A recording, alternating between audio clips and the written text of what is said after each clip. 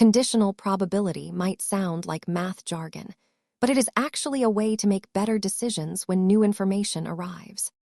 It measures the likelihood of an event occurring, given that another specific event has already happened. The vertical bar is the key symbol here.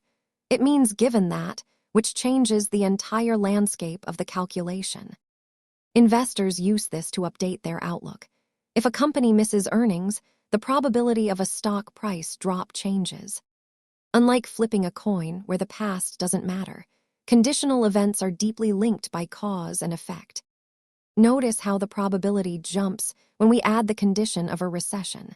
The context completely shifts the outlook. Think of it as a tool to refine your thinking, helping you stay grounded as conditions in the world shift. Thanks for watching. Understanding probability helps you navigate uncertainty with a clearer head. Please like and subscribe for more basics.